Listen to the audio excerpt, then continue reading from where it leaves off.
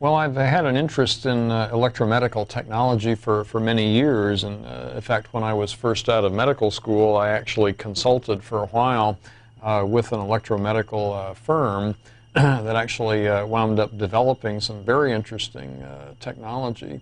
Unfortunately, the FDA and so on were not very receptive to a lot of this technology at the time, and so much of that unfortunately didn't proceed to fuller development, but it's certainly something that I've always had a great interest in. And my practice often revolved around nutrition in different ways, and I was saying that I think sometimes we get a bit of tunnel vision almost as regards nutrition, and that we're quite aware of some of the biochemical aspects of nutrition when it comes to food, water, and air, for example. But we sometimes forget that there's other inputs to the body that the body needs, and these may be in the realm of sound and light and different kinds of energy, electromagnetic energy. You know, the Earth has its own magnetic field that we live in, at least if we haven't distorted it in some ways with modern technology. But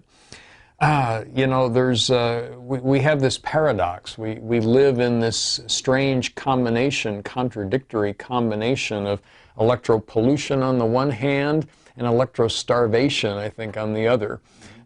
You know, and one of the benefits, I think, of technology of this kind is to assist us with dealing with both of those problems. You know, on the one hand, we're beset with a constant stream of electromagnetic forces that are completely foreign to our physiology. What impacts do these have? A lot of that is still hotly debated and controversial, but there's certainly no question that when you look at how cells function, you know, isolated from the rest of the body, when you place them in some pretty powerful electric fields, but those that are similar to a lot of our electrical appliances, whether it's hair dryers or, you know, electric shavers and things like that, you know, much less high voltage power lines. Cell phones. Or cell phones, yeah, that's hit the news recently in big time, and how the brain function is actually modified, you know, by cell phones. I had a former partner, physician partner. He had his cell phone glued to his ear almost constantly. It was almost a caricature. You could draw a cartoon of him with a cell phone stuck to his ear. It was his right ear, and he developed a right-sided brain tumor. Was there a connection? Well, one would be suspicious, certainly based on more recent evidence that may have played a part in what happened to him.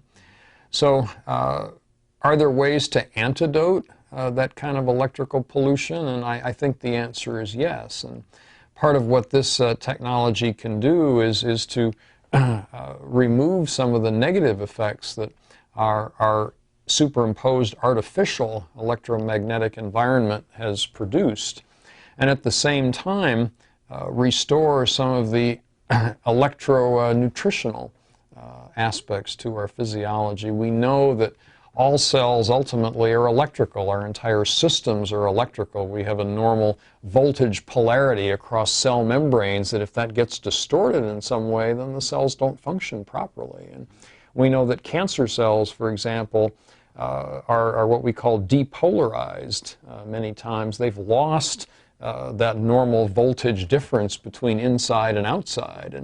And the less that voltage is, the more prone that cell is to divide, and divide uncontrollably.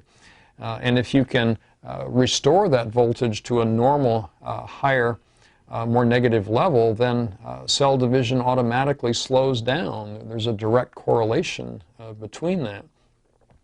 So certainly this is an area that I think we've sadly underestimated, both in terms of medical benefits and in terms of just day-to-day living benefits on this planet. That you know, how many times do we get our bare feet in the soil? You know, how often are we barefoot to begin with, much less in a position where we can get down to earth level and have some kind of electrical grounding, if you will, go on. And You know, how many of us sleep in environments where we've got electric appliances plugged in, where there's an electric clock of some kind on the bedside table inches from our head? How many people sleep with their cell phones on the bedside table just in case? And we're bombarding ourselves literally with unnatural forces that upset our own electromagnetic requirements, and yet at the same time that we're beset with these foreign impulses, we're missing the critical electromagnetic nutrients that we need to function properly.